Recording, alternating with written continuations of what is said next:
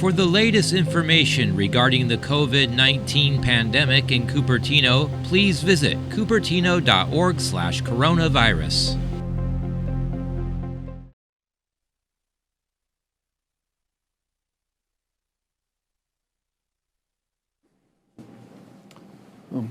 Good afternoon, everybody. Thank you for the privilege of your time, the opportunity to update you on our response to COVID-19, where we are as a state, and where we are going. I thought I'd first begin by trying to contextualize a little bit about the last number of months. As you may recall, California was the first state in the nation to formally engage with the CDC, the Trump administration, and others in relationship to this pandemic. We engaged formally by allowing the repatriation of flights from overseas, primarily from mainland China, to come into the state of California. These were conversations that occurred in late January and early part of February. Those relationships were formalized through a series of agreements that allowed for that repatriation. COVID-19, this pandemic, the coronavirus, as it was referred to at the time, was on our radar screen for many, many weeks before, in fact, it became a framework of reference for the nation. We had the opportunity as well to develop further relationships, not only with the federal government in partnership with the CDC, but also HHS and other federal agencies, particularly FEMA, when it came time to repatriate that cruise ship. You may recall a number of months back, we had a cruise ship off the coast of California, thousands of passengers and crew that we ultimately became responsible for in terms of bringing them back onshore and then bringing them back all across the rest of the country. And for those many, not only passengers, but primarily staff, getting them back home overseas. Those relationships furthered our resolve, our recognition of the imperative to meet this virus head on. Also began the process of protocols and procedures for addressing the need to hospitalize individuals, to test individuals, to provide alternative care sites outside of the hospital system for individuals, and began the process of rationalizing our approach. We formally moved forward as we started to see the spread in Washington State, skilled nursing facilities, and we saw and experienced our first community spread here in the state of California outside those repatriation missions. We moved forward as the first state in the country with a stay-at-home order on March 19th. And that began the process of really developing strategies and partnerships with local health officials, county elected officials, all up and down the state of California. Remember, California's 58 counties, over 470, almost 480 cities. And when we talk about our state, we talk about scale and size and scope that is equivalent to 21 states' populations combined. So it's trying to reconcile our challenge, but also trying to reconcile the differentiation in regions, large and small, all across the state, became a big frame of focus and engagement at the local level. As a consequence of that, we started to socialize the term localism is determinative, meaning local conditions are such that local electeds, local health directors have a unique understanding of the criteria of concern, also the criteria to which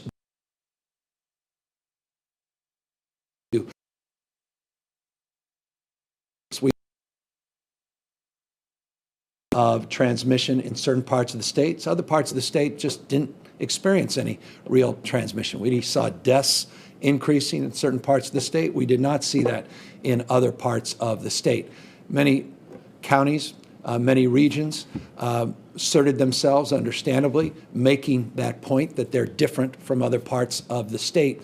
And we began the process of what we refer to as attestations. And these were locally directed attestations, attesting to certain criteria, certain responsibilities, certain procedures and plans that would be put into place through a technical engagement with the state of California that would allow certain parts of the state to open a little bit more quickly than other parts of the state if, in partnership with the state of California, they attested to being prepared and being accountable and responsible for the transmission of this disease. You recall at the time we talked about making sure that part of that attestation includes making sure you have adequate testing, making sure you have adequate capacity to begin the process of contact tracing, making sure you have appropriate levels of PPE, personal protective equipment, not just face masks, but gowns and gloves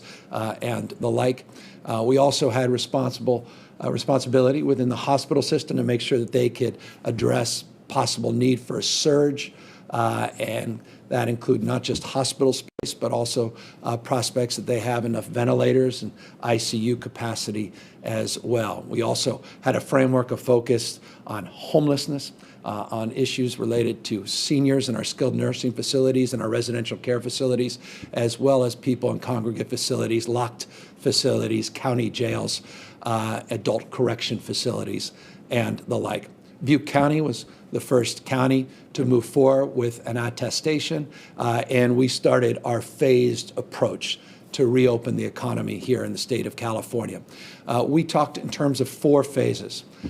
We have been clear through the attestation process that we will allow counties to move forward on their own time through 3 phases, not the 4th phase. And I'll remind you that 4th phase is large-scale festivals, outdoor facilities and concerts, rather, facilities like convention facilities and the like, large events, for example, sporting events. That's all in that 4th phase, and no part of the state of California is allowed, even through that attestation process, to move in to that 4th phase. But people are pacing in and through phase 2 and phase 3.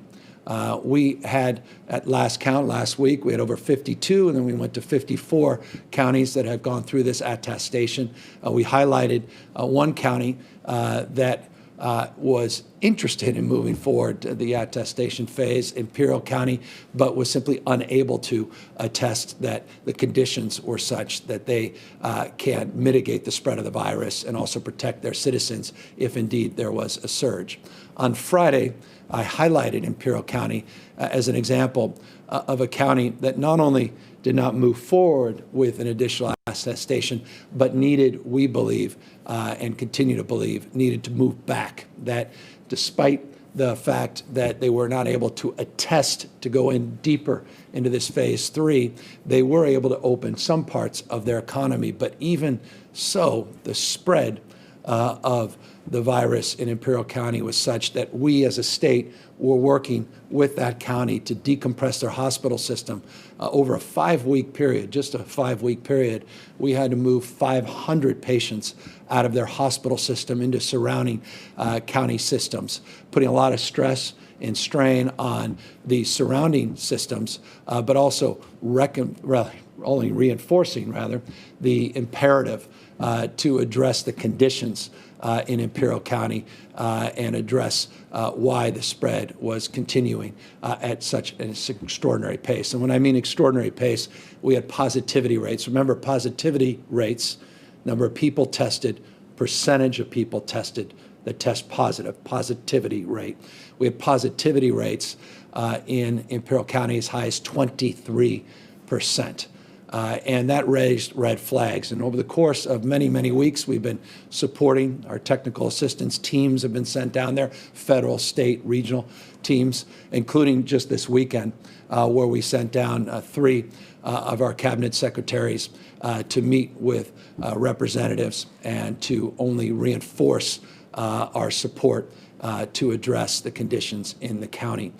We encouraged the county on Friday to begin to phase back, to use what we referred to over the course of the last few months as the dimmer switch. We talk about these attestations, but they also have a dimmer component as well.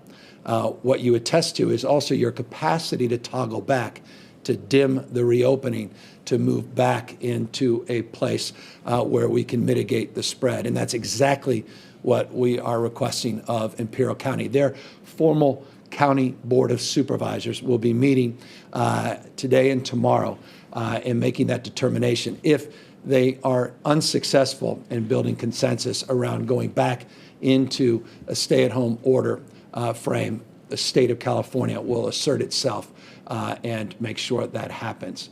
Accordingly, and I highlight Imperial as we did on Friday, just to underscore the unique characteristics and conditions that persist and exist throughout the state of California.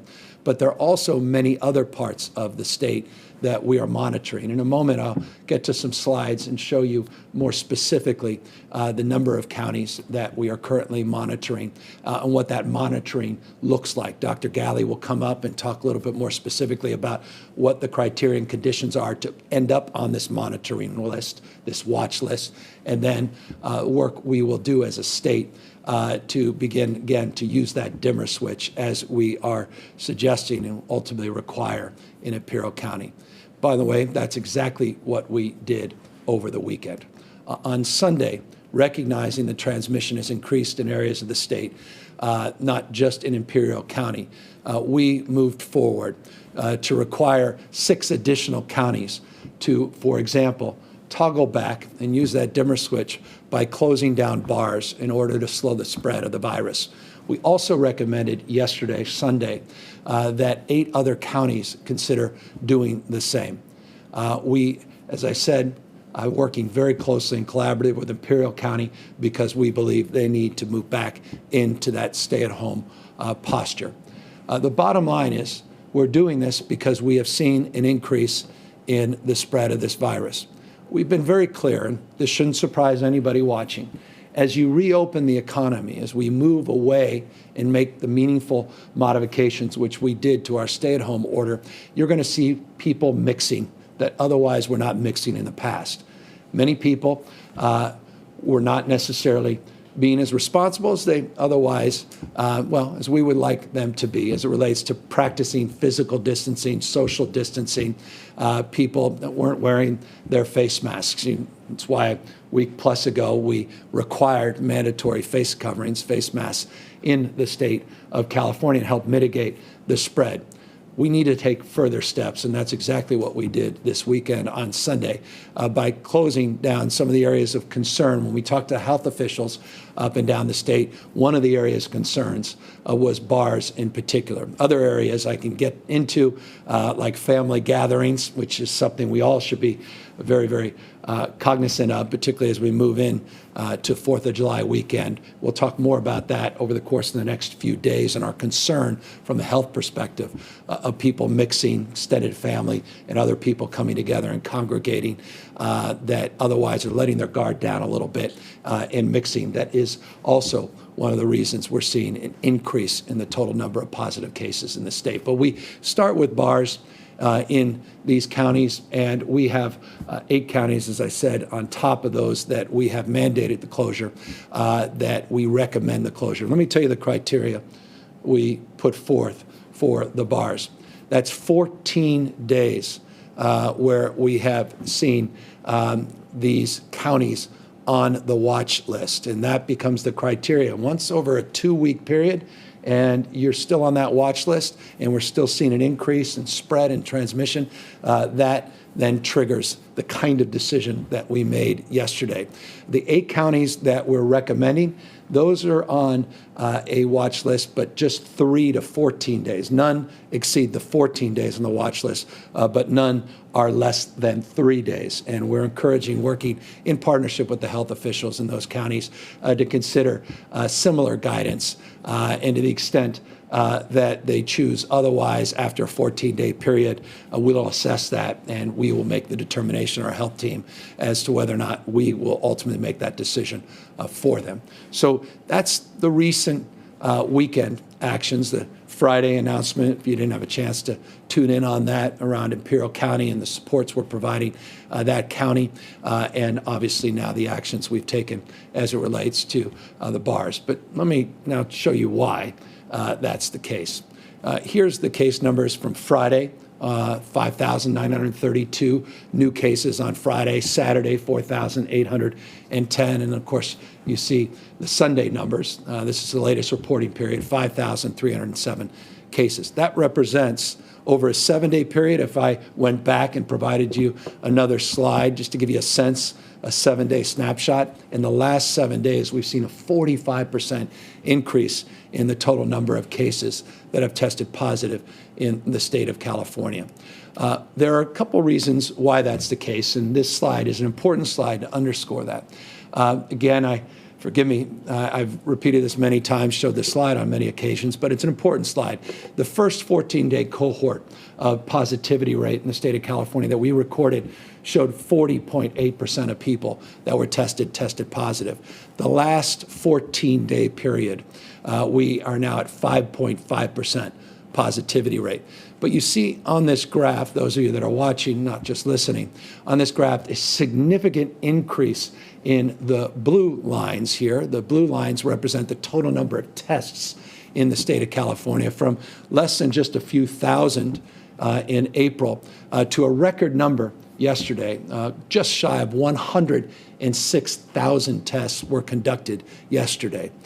So again, we expect when you test over 100,000 people in just a 24-hour period, you're likely going to see more people test positive. But not only are we seeing that, which is represented in that 45% increase over the last week in total number of positive cases, but the positivity rate is particularly concerning. And this is why we are monitoring it very, very closely. And let me give you another slide here to see more specifically the concern. Just a couple weeks ago, we were at 4.4% positivity. And you recall, the reason we started to reopen our economy is we saw the positivity rate remain very, very stable. Number of hospitalizations and ICUs for many, many weeks, arguably a few months, was incredibly stable. And just in the last few weeks, you're starting to see, when you take a closer look at the positivity rate, an increase that raised the concerns that led to the decisions we made on Friday in Imperial County, led to the decisions we made over the weekend as it relates to shutting down bars in many counties in this state. 5.5% is of concern. It's not where some other states that are generating headlines are. They're substantially higher, but we don't like the trend line. And that's why, again, this mandatory mask requirement is in effect, and that's why, unfortunately, we're using this dimmer switch to start to pull back on the stay-at-home order. By the way, that 5.5% masks, forgive me, but it does mask the 7-day trend, which is at 5.9%. So 5.5, you see here in this chart, is the 14-day. Just the last 7 days, we're up to 5.9% positivity. As it relates to hospitalizations, not surprisingly, accordingly, you're seeing hospitalizations increasing in the state just over the last 2 weeks. Hospitalizations have increased by roughly 43%. 43% in the last 2 weeks. You'll see, though, here, in terms of our total capacity as a system, our capacity absorbed this. And I just want, again, to take a moment. All of these months, when we did the stay-at-home order, we didn't sit on our hands. We worked aggressively, not only to engage with our county health officials, as I noted at the top of my remarks, but also to engage them with purpose and intention.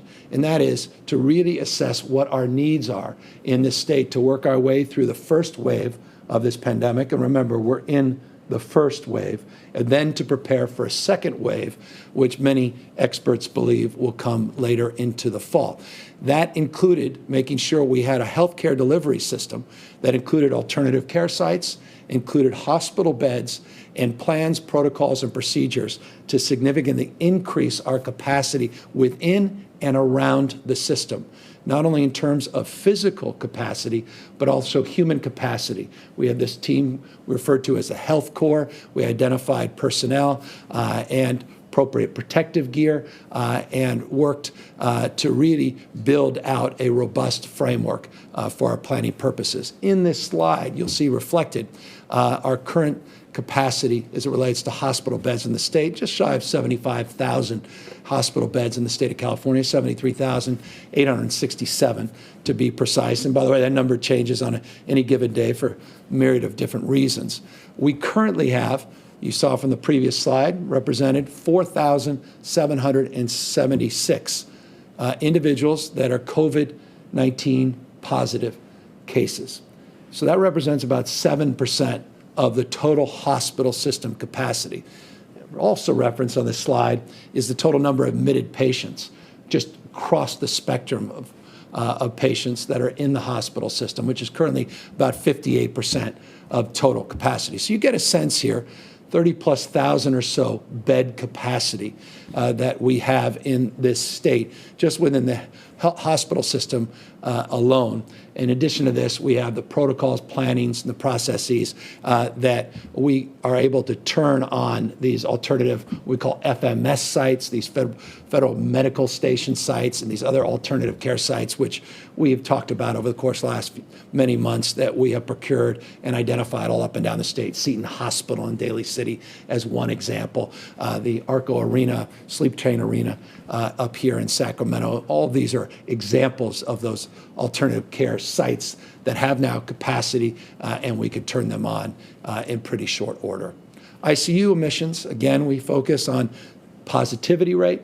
We focus on hospitalizations. We also focus on ICU admissions. You can see, not surprisingly, hospitalizations went up 43%, ICUs tracking with about 37% increase over the course of the last few weeks. You'll see on this slide that represents about 13% of the entire ICU capacity in the state of California, though currently a lot of ICU beds are being utilized for non-COVID-19 patients. If you just look at the total number of beds available today as a snapshot, we are utilizing about 39% of that capacity of available beds are represented rather in the total number of COVID-19 patient cohort. If I confused you, let me step back and say that again. Total number of ICU positive patients versus the total number of ICU beds in the state is 13% are now COVID positive of our ICU capacities. But of the available ICU beds, roughly 39% have been absorbed because of COVID-19 positive patients. So it gives you a sense of the capacity we have in our system that will allow us to work our way through and manage the increase in the transmission of this virus, including, by the way, the ventilators that are available today, over 11,577 ventilators that are available today for use as part of our critical care capacity. So numbers are going up, but our ability to manage and absorb also is significant. And so I just want to, for the purposes of full disclosure, tell you the challenges, but also tell you what we have done to meet those challenges head on, in addition to try to mitigate the spread so that you see less blue on this pie chart and more orange moving forward. As it relates again to the approach, I'll repeat, it is a dimmer switch. Diverse cities, diverse counties, different parts of the state experiencing different challenges for different reasons. Let me, well, in a moment, Dr. Galley will come up and explain, rather than me, what those different reasons are. You may see increases in certain counties, maybe primarily because of spread that exists, for example, in a state prison, other parts of the state in a federal prison, and that increases the total number of cases in a county. Others have more generic community spread, which is just people mixing and not, in every case, wearing face coverings and not practicing the social distancing. Each county, different conditions. So when you look at the numbers, you have to get in under the hood on why those numbers are increasing. And again, that's the approach. There's a more sophisticated approach than we have time to express or explain here today. But approach is a dimmer switch, and that approach is different in each county. Final words from me, until I ask Dr. Galley to come back up. As I've said on multiple occasions, we monitor daily, county by county, the conditions on this dashboard, and we're making that dashboard public. We announced last week some of the efforts to truly be as transparent as we possibly can be in terms of our modeling approaches and in terms of providing you real-time look at where your county, where your community may be. So we're actively monitoring all 58 counties in the state of California, but we're now targeting our monitoring in 19 counties. And by the way, when we went into the weekend, on Sunday, we had 15 counties we were monitoring. We added 4 more counties today. We added Solano County, we added Merced County, we added Orange County, and we added Glenn County to the targeted engagement list. So now we're 19 counties, and Dr. Galley will attest, now that represents about 72% of the population in the state of California. 72% of the population represented in 19 counties that have targeted engagement with our state health officials. And as you see from the slide reference here, again, 7 of those counties, we are now adopting this dimmer in terms of their reopening. But with that, let me now bring up Dr. Galley to explain this slide in terms of what local conditions mean and how they drive our response. And I'll come back up, finish up, and of course, answer any questions. Dr. Galley?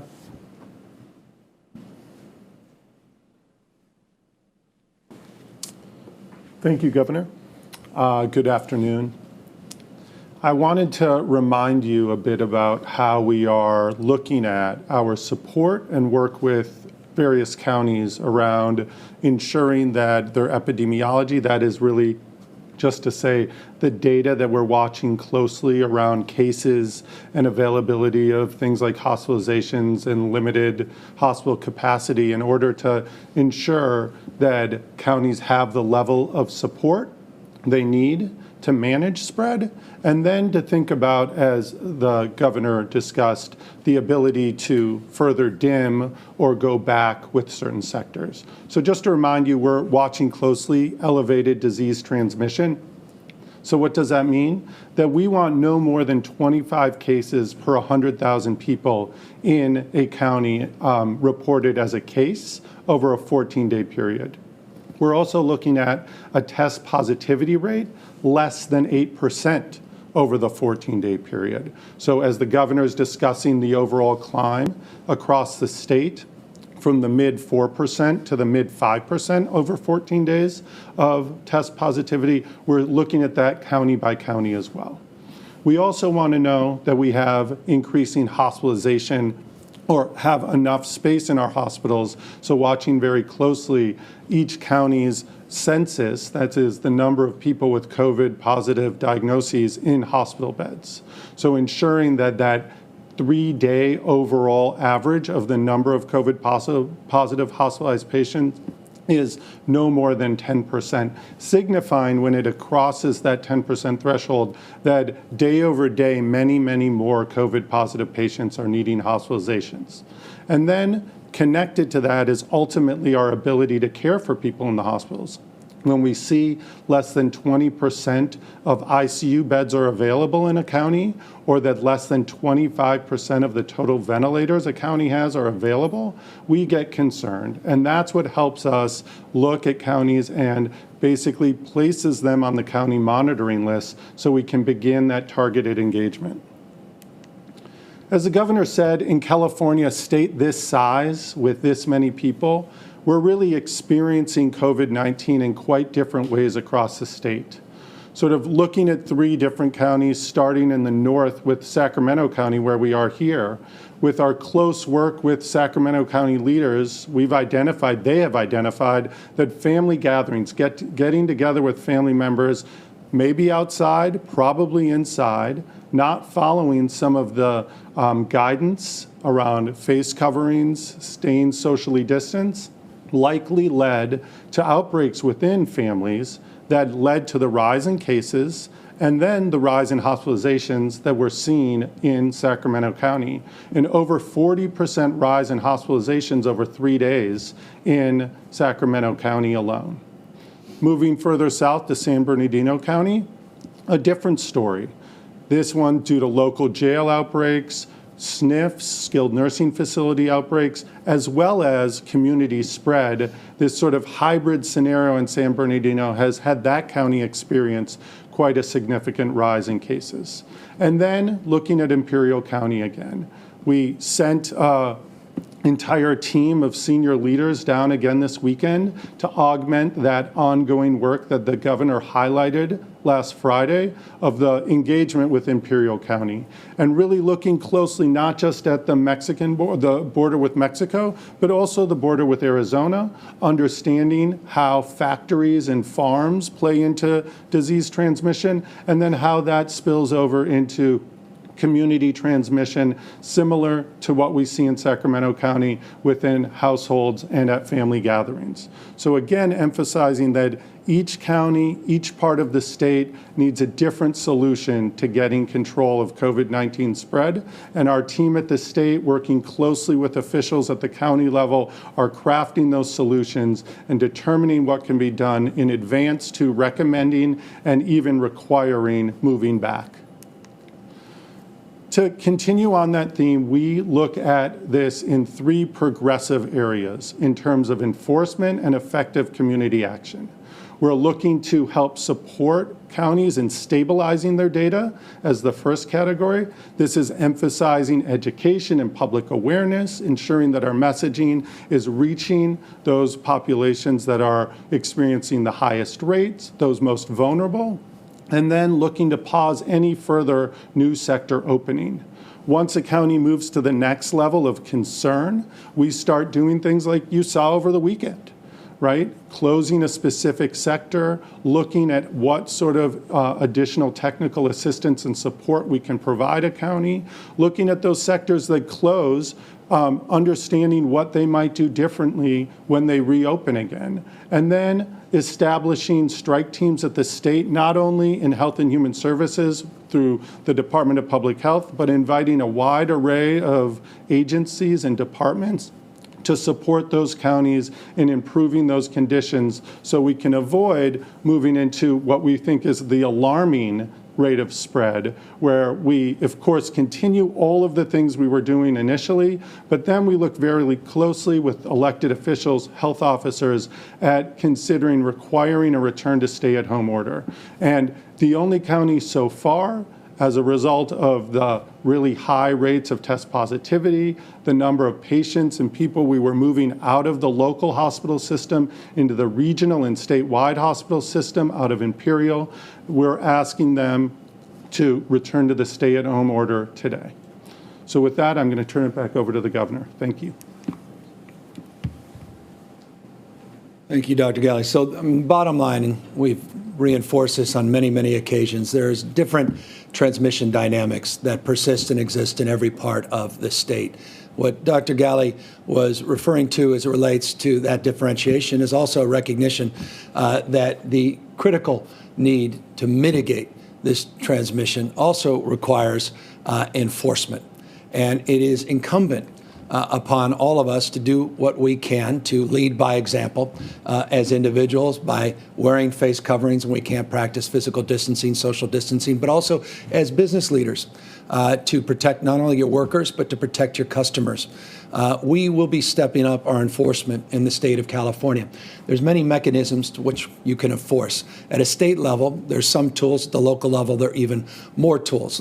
Again, locally, that enforcement is driven by decisions, the county health officers, by elected representatives. At the state level, we made comments last week, and I'll reinforce them here today, in relationship to the budget that I'll be signing later this afternoon that stipulates $2.5 billion of COVID-19 related and realignment related dollars to the counties that will stipulate certification as it relates to capacity to enforce these health orders. It is incumbent upon all of us in the state of California to take seriously these rules and these regulations and to enforce them. And I want to just encourage our partners, and they have been incredible partners up and down the state of California, to do justice and to help us mitigate the spread and the transmission of COVID-19 by enforcing these rules and regulations, not punitively. Again, it's not a ready, fire, aim approach. It's a ready, aim, fire, meaning we want to work with people and be responsive and responsible to help support their needs, particularly small businesses. I deeply understand that, intimately understand that as a former small business person. Help educate on the rules and procedures, but moreover, remind people. We put out over 30 sectoral guidelines in the state of California that lay out how to safely reopen. We've been so fixated, and I cannot impress upon folks this point more.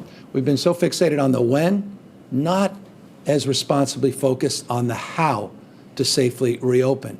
30-plus sectoral guidelines we put out. We worked with industry to put out procedures and processes so we can safely, health and safety, a framework of focus to reopen the economy in a way that can mitigate the spread. If people are flaunting those rules and regulations or disregarding or throwing out those guidelines, we want to continue to work with our county officials and local officials to help us enforce that. So we put aside this $2.5 billion of state money in this budget to encourage and inspire more enlightened health behavior, enforcement behavior to help advantage the health and safety of the population in the state of California. And also, we have regulatory and code capacity to enforce, and OSHA and others in particular have a unique history and unique capacity to enforce. Any small business person been on the receiving end of some of those notices know exactly what I mean. Again,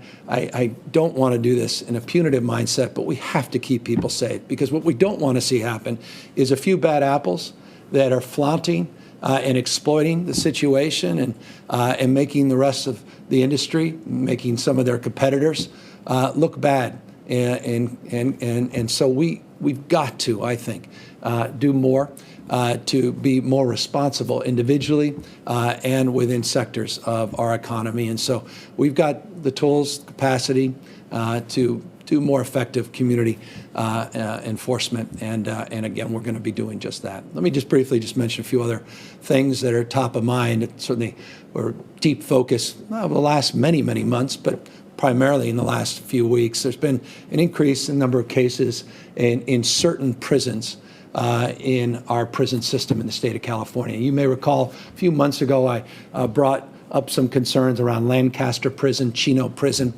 some other prisons in the state of California where we saw an early outbreak of COVID-19. In many of those prisons, we were able to mitigate the spread, and we've seen a diminution in terms of total number of inmates that are currently positive and total number of staff members as well. The entire CDCR system, the California Correctional System, has 2,589 individuals that have tested positive, inmates that have tested positive, just shy of 2,600. One prison in particular is of concern, it's generating appropriate level of interest, as it should, and that's San Quentin.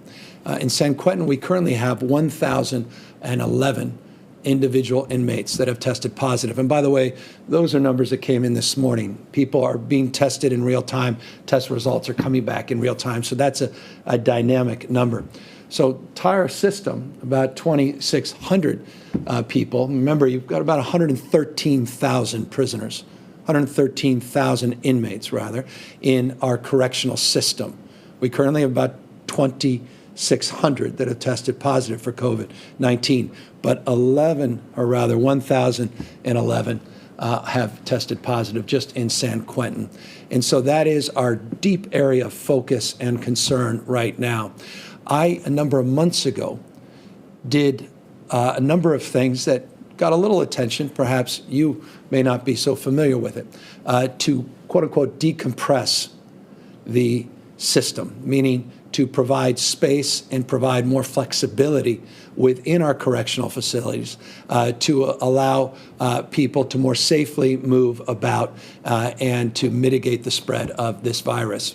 From the intake center that we capped for a period of time to changing the way we were doing transfers between the prisons, obvious concern about transferring someone that may be tested positive, and that's exactly what looks like occurred at San Quentin. I'll get to that in a moment. But we did that in addition to looking at people with sentences that were almost concluded.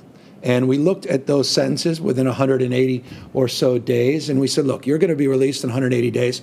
Those of you that have real plans, those of you that have a place to go, those of you that can connect with our system, probation parole system, and have actual plans in place, we're going to move you forward a little bit sooner. And we did that for a cohort, what we refer to as non-non-nons and non-sex offenders, meaning it's a criteria to screen out those that are the highest risk if they are released. But again, these were sentences that were already being concluded. Roughly 3,500 people went out of that system in a very orderly way along those lines a number of months ago. We are working with many advocates in the courts and others. We have identified an additional cohort of over 3,500 additional prisoners working through a similar process. And accordingly, and not surprisingly, looking at the medical conditions of many of our prisoners, those that are most medically vulnerable. And I said this a few days ago when talking about San Quentin last week, that San Quentin has about 42% of its prison population that is deemed medically vulnerable. For many different reasons, that's the case. So it's a large percentage of the total number of prisoners in San Quentin that are in this area of concern. That said, we are working to work through the medical screening and move people as quickly as we can, but as safely and, more importantly, responsibly as we can. Let me be specific about that. We have 110 individuals that we've identified for that protocol and early release within 180 days, non-nons, non-sex offenders that we have screened. The challenge is only 40 of them have a place to go. And so the question is, do you make a bad situation worse by releasing someone that's not ready to be released because they don't have a place to stay? They don't have a place to go. They don't have plans in place. It's not an excuse, quite the contrary. It's an imperative that we work to keep our inmates safe and our staff safe in these correctional facilities. And I just want folks to know we are working overtime to do just that. I'm pleased and I'm very grateful. Members of the California legislature will be doing an oversight hearing, and we'll be talking a lot more in the next few days about the details and strategies and plans. But it's just an example of some of the work we have to do and some of the concerns we continue to have as it relates to the spread of this disease. Different settings, different criteria, different conditions, different challenges that present themselves on a daily and a weekly basis. So we are monitoring, not just monitoring that situation, we are actualizing plans to move people, and we are doing it as responsibly as we humanly possibly can. And I just want folks to know, advocates for urgency, to know your voices are being heard, for family members or loved ones in those facilities, to know your voices are being heard, and know that we are committed to meeting our responsibilities within CDCR, and moreover, as we release prisoners, the impact that will have outside of our system as well. So I just wanted to highlight that, update you a little bit on San Quentin. Broader overview about the dimmer switch, broader overview on some of the progress we have made in the state and some of the concerns that continue to persist throughout the state of California. I'll just end as I tend to on a daily, weekly, monthly, it seems like most of 2020, with this following. Please wash your hands. Practice the hygiene that we know can mitigate the spread of this disease. Please physically distance when you can, when you are out and about and you're coming across people in lines or out on the street. Just do your best to keep that safe distance. And where you can't, where you now must, please wear a face covering, a face mask. It is incumbent upon all of us to take advantage of this non-pharmaceutical intervention that can truly mitigate the spread of the disease, that can help keep you safe, that can keep other people safe, and then, more importantly, also sends a message that we're not out of this by any stretch of the imagination. We still are in phase one, or rather first wave of this pandemic, and we have a lot more work to do. Final point, by the way, point of personal privilege, because it's important. We have been very successful in the state. Close to 250 million masks now are in our inventory. In fact, in excess of 250 million masks are now in the state inventory. Hundreds of millions we want to get out in the next weeks and months. We've sent out tens of millions of masks, N95 masks, not just procedure masks and surgical masks. I just want folks to know we have been blessed with receiving this unprecedented inventory in the last few weeks, and so much so, I've mentioned this on a few occasions, we've sent 17 million of those masks to other states to help support their efforts as well. And so we announced on Friday that we're going to be distributing for free masks within sectors as we reopen our economy. Part of reopening the economy safely is having face coverings for workers and encouraging face coverings for customers. We are providing free masks as well. And so when we talk about a mandate, we also are mindful of our responsibility to help support people when we do mandate something, and working with our manufacturing industry, working retail, grocers, working with farm workers and other representatives across the spectrum. We are distributing millions and millions of masks. In fact, 35 million masks were just sent into 3 sectors of our economy. We announced that on Friday. Tens of millions more will be forthcoming. With that, look forward to any forthcoming questions you may have. Patrick Healy, NBCLA.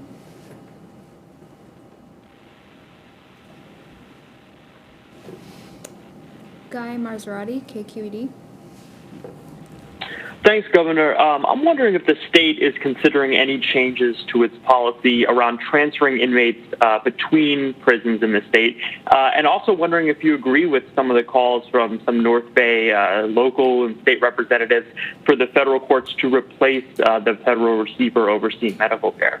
Yeah, no, as I mentioned just a moment ago, we have already mitigated the transfers within the system going back a number of months. There was, unfortunately, there was a cohort of prisoners that were transferred from Chino prison. It looks and it appears to be the case. Again, we're still getting through the complete investigation, so I want to have that as a caveat of consideration for people run with it, though it's been reported there was a transfer from Chino into San Quentin that unfortunately was tested but was transferred and nonetheless turned out to be positive. The receiver, and the question you're asking, just to explain it to others that may be watching, wondering what a receiver is and what you're even referring to. A number of years ago in the state of California, because the incapacity for this state to address the medical needs of its inmates, the federal government intervened. This goes back a number of administrations, many, many years ago, and basically took over the function of the healthcare delivery within our prison system. And the receiver, in this case, was instilled, who makes those determinations, makes those decisions. But to be fair, makes those decisions and determinations in partnership with many different players. So I'm not of the opinion that some are about the individual receiver at this stage. This is an incredibly daunting and challenging responsibility, and we're just uncovering in real time an understanding of what specifically happened regarding that transfer from Chino to San Quentin. But nonetheless, one thing lacks any ambiguity whatsoever, and that is over 1,000 prisoners have already tested positive in San Quentin prison, and we have formalized strategies and plans, including the prospect of using Seton Hospital, one of our alternative care facility sites, if we have to transfer many, many patients into the hospital system from San Quentin. So all those processes and protocols are being put into place, have been put into place, and are being worked on in real time. Again, we'll be making announcements probably on a daily basis, not just a weekly basis, as it relates to further efforts in this space. Alexei Klosov, SF Chronicle. Hi, Governor. The unemployment rate in California remains higher than nearly every other state in the country. And I'm wondering if you think this is a reflection of California's, slow efforts to work through the backlog of unemployment claims at EDD, or if there's other unique circumstances that that make the economic recovery here slower and more challenging. Yeah, I don't think it's in relationship to the frame of your question. I think it's foundational. In the state of California, we tend to do better in the good times, tend to do a little bit worse in the bad times as it relates to the macro economy. California was experiencing 100 plus days ago record low unemployment, 121, I believe, consecutive months, 119 or 121 consecutive months of net job creation, bond rating, the highest it had been in 2 decades, and enjoying record reserves and enjoying, once again, a significant and sizable surplus, which we estimate at the time roughly $6 billion. The budget I'll be signing later this afternoon addresses a $54.3 billion shortfall and also deals with the reality, as you correctly state, 16.3% unemployment rate in the state of California. So we're doing everything in our power with our economic workforce, or rather economic recovery and workforce development task force with some of the best and the brightest minds in small business and more broadly social justice and industry with just depth of experience, their perspective, their leadership demonstrable in this 100 individual cohort of leaders to help guide us to an economic development, economic and workforce development and recovery plan. And so we are committed to that. We're resolved to that. We were very pleased. I'll be pleased to sign a budget today that helps, it waives the costs associated with incorporating as a new business startup for the next year, provides tens of millions of dollars of additional small grants and loans to, loans to small businesses, many that fall through the cracks, that don't get SBA support or the PPP support and the like. We have a lot of work to do, but I'm very confident in our resiliency, our capacity to recover as a state. KPBS. Governor, why just close bars? You mentioned they were areas of concern. Through contact tracing, are you finding that bars are areas where a lot of people are contracting the virus? And then in terms of Imperial County, I know their stay-at-home order is still in place. How do you want them to be more restrictive, and does that tie back to enforcement? Yeah, I mean, at the end of the day, look, the local electeds will make a formal decision. We want to give them cover making the right decision. If they don't, we will enforce the decision to pull back and have a stay-at-home order. And that's done on the basis of working very collaboratively, and as I said, including this weekend where 3 cabinet secretaries went down, including Dr. Angel herself, went down and visited with their health officer, their CAO, which is their city administrator, had really robust conversations, very positive conversations about how we can help support their efforts and mitigate spread. As you know, for weeks and weeks now, we've been providing other tenets of support, but we believe, working with their health officials, that pulling back to the stay-at-home order is advisable at this moment in order, again, to mitigate the spread of this disease, to help support some stabilization in their hospital system, as well as address their positivity rate, which I noted in the state over a 14-day period, it's 5.5%, 23% as of last week in Imperial County. So that's an example of collaboration, partnership, support, technical assistance, and resources. Look, as it relates to bars, what we did is we reached out to state health officials all up and down the state. They made a number of comments about what they're seeing in their communities as it relates to spread. We talked about community spread in some areas where that was most self-evident, most problematic. Other issues related to congregate facilities, I referenced prisons a moment ago. Others as it relates to still challenges they have in senior and adult daycare facilities. We also heard a lot of consternation and concern from health officials about family gatherings. I mentioned that a moment ago, and that's just people letting their guard down, bringing up Uncle Bob, Aunt Susie over, and all the cousins over. And while you start with all the best intention, maybe people show up with their masks. They immediately put the mask down in order to have a drink, eat some food, and all of a sudden, cousins get a little closer. The kids are jumping on top of you. Aunt Susie's now pulling you off, and then makes a mistake to kiss you goodbye and says, I didn't mean to kiss you goodbye. You know, all the normalcy of life, love, family, relationships, and you let your guard down. And we're seeing a lot of that. And that's a point of real concern from the health officials, specific to your question, and bars were referenced by a number of people. And no one's naive. Look at some of the images. My phone is filled with images of people taking photos of some of the bars over the weekend saying, how could this help with community spread? It's only going to make things worse, not better. You're in a bar, you're moving around, you're drinking, your mask's off, you're close to other people. We're seeing that in other countries. You saw, for example, in South Korea, some infamous examples in South Korea as they were making real progress. They had to pull back on bars and nightclubs, which they were specifically able to track. So our health officials, county health officials, identified all of these areas as hot spots. Again, each county is different. Each county is seeing something different.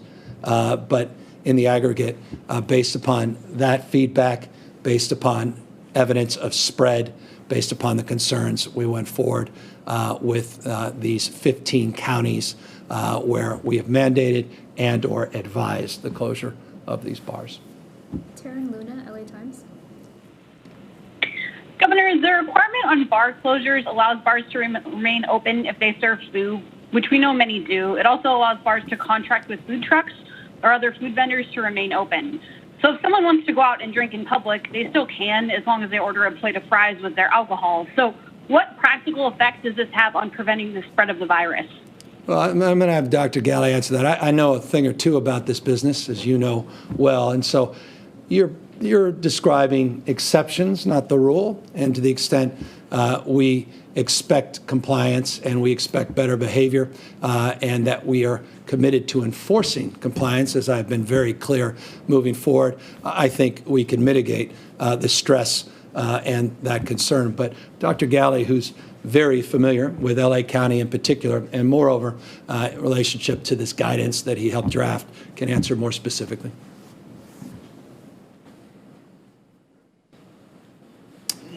Thank you, Governor, and thank you for the question. We looked closely early on at restaurants that also serve alcohol and then bars as different, bars being places where primarily you are there to drink alcohol. We are targeting this intervention around the bar closure at the second group, bars where food is not the primary driver of the business. In those locations where you might have a restaurant with a bar where you can sit down and not just have a drink but order food, this does not apply in the same way.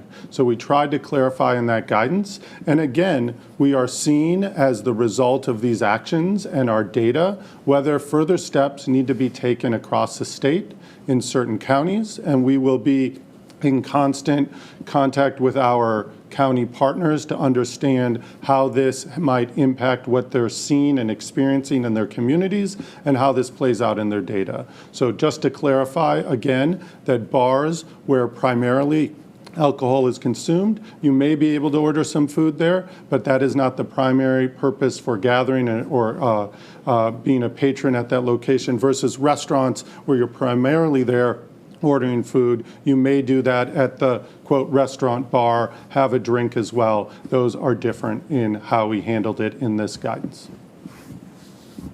And Dr. Galley's point in this guidance, let me be forthright with you. We are considering a number of other things to advance, and we will be making those public as conditions change, and we will make public at, we believe, the appropriate time based upon our feedback and engagement with local health officers. So what Dr. Galley was saying, this is a dynamic process, not a static one, and changing environment, changing conditions, changing data will present itself a new set of facts that will allow us to process those facts, make some determinations as it relates to augmenting the orders and advancing perhaps even more restrictive ones as may be necessary. Kathleen Ronayne, AP. Hi, Governor. Back to bars. So I understand the point that you're making that counties each have their own sort of unique circumstances, but it sounds like we made the decision to close bars not because we're tracing outbreaks there, but because they are public health officials consider them to be the highest risk spaces. So if we know they're high risk spaces, Why aren't we closing them statewide? And then secondly, some advocates today called for relatives to be able to visit loved ones in nursing home facilities if they follow appropriate safety protocols. They say that people in these facilities are literally dying from isolation. So what needs to happen to allow the resumption of visits in nursing homes? Yeah, no, a perfect opportunity. Dr. Galley's been working on that issue as well. Let me look, as it relates to factors across the state, I began this presentation, I'll end it, by making the point that there are different dynamics that play out differently in different parts of the state. And so based upon the data, based upon the dashboard we put out, based upon the criteria Dr. Galley referenced today, the criteria of 14 days on this watch list, 3 to 14 days where we have concern, we will process. 19 counties representing 72% of the state population, we are now advising related to the bar closures or mandating, as is the case in those 6 counties plus Imperial, the 7th. But certainly your point is operable, but only when the data bears out that we should advance it. With that, let me ask Dr. Galley to talk about skilled nursing facilities and the issue of spending time with loved ones, particularly near the end of life.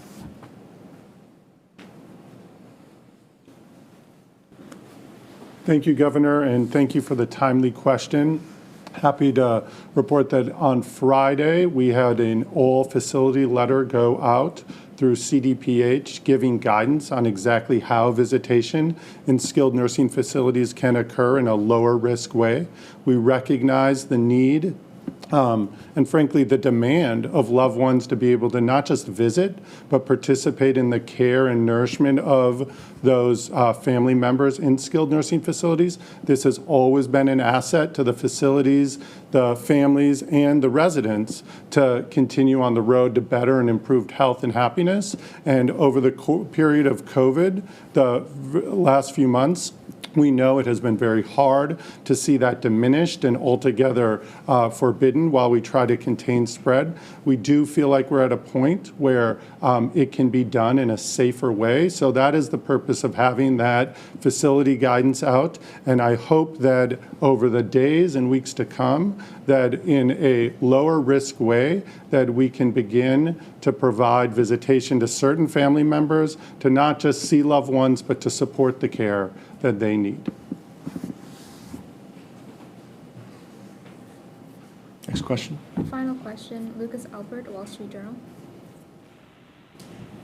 Hi, Governor. It's a two-part question. One is for a county to kind of come on the radar of state health officials for a higher level of positivity percentage. What is that percentage that sort of is crossing the threshold? And the second part is specifically related to LA County.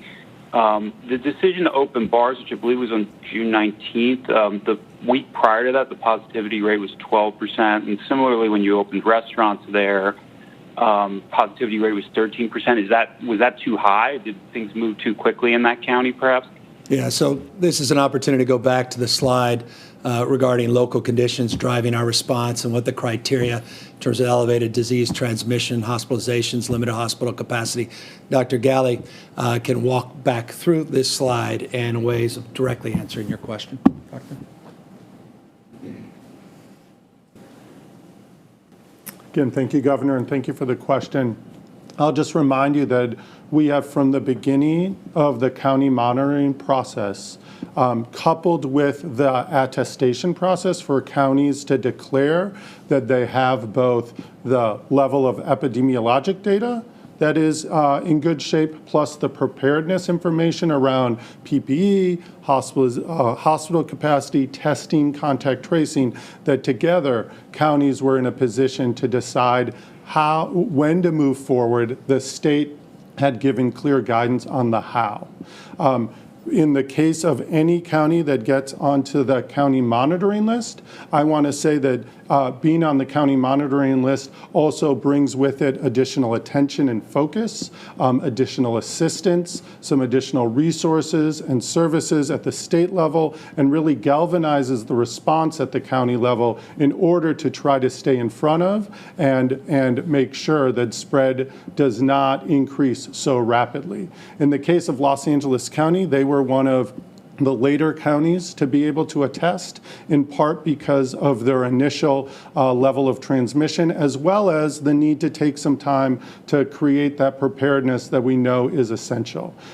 Since that time, obviously across the state, we have seen an increasing number of cases, and we expect that at those local conversations between health officers, health departments, local leaders, they're making the decision to move forward with certain sectors. Our decision this weekend to look closely at those counties that have been on the county monitoring list for at least 14 days, requiring that they close the bars, is a move to be focused on those areas where we know spread or transmission is not only increased but sustained, and looking at high-risk areas where mixing is frequent, contact tracing is difficult, such as bars, as places to not just take a pause, but to move backwards so we can stay in front as much as possible of transmission of COVID-19, not just in those counties and across the states. Across the state, we have learned with Imperial County that not only is the hospital system in the county important, but the regional and statewide system to support increases is equally important. So that look at county by county has implications statewide, and we will continue to look at it not just at the county level, not just at the regional level, but statewide in order to make and support good decisions at the local level and the state level. And it's just an important point Dr. Galley's making, and you heard this almost become a mantra. When we put out guidelines, it does not mean go. When we put out sectoral guidelines, it's a document that says how we believe you can responsibly and safely reopen. It absolutely does not attach to when. There is some sense, and perhaps a little ambiguity in terms of some of the reporting that I've read out there, that the state makes that determination. You just heard Dr. Galley express to the contrary. Local county health officers with their county elected officials make that determination as to when they are prepared to safely reopen. We provide the technical assistance through this attestation process of what we expect in terms of the criteria. We post that criteria, and then we monitor progress towards the stated goals. As Dr. Galley said, and I got to give them a lot of credit, that local health officials, county and LA's own mayor, Garcetti, were very, very focused. As a consequence, did not move as quickly as other counties to the attestation process or as quickly through the phases as other parts of the state. I just want to acknowledge that because I have great respect for local decision-making on the front end and recognize the deep responsibility we all have to monitor and not be complacent at the same time, to provide supports as we continue to do to those that need those supports. So with that, I just want to thank all of you for supporting the cause of giving us this chance to update you on where we are relates to this pandemic. I will remind everyone the imperative and importance of individual decision-making, and the sum total of those decisions will determine the fate and future of the spread of this disease. Please practice physical distancing. Please, when you are in cohorts, mixing with strangers, people that are not part of your household, please wear a face covering. It's a mandate in the state of California. No sign of weakness, only sign of strength, wearing a face covering. And also know, from that perspective, we want to strengthen our resolve, and that's why we have applied this dimmer switch to certain sectors within our economy, and certainly will hold out that if we do not see a mitigation of the spread, that we'll consider to doing more. With that, I also want folks to know we have a lot more work to do on contact tracing, in addition to providing the kind of supports to these cities and counties. And I want to just preview that in a couple days we'll be updating you on our stated goals July 1st on our contact tracing, give you a sense of where counties are, how our platform is operating, how robust and effective our training protocols have been, and what cohort we have up and running. And so just know that that will be forthcoming in the next day or two. And we're trying to figure out exactly when that presentation comes out based upon all the other challenges that we are facing as a state. So with that, thank you all, as always. And let's do our best to mitigate the spread. We'll get through this, and we'll come out stronger than ever. But that amount of stress and anxiety will be determined on our ability to meet this moment head on by wearing face coverings. Take care, everybody. For the latest information regarding the COVID-19 pandemic in Cupertino, please visit cupertino.org/coronavirus.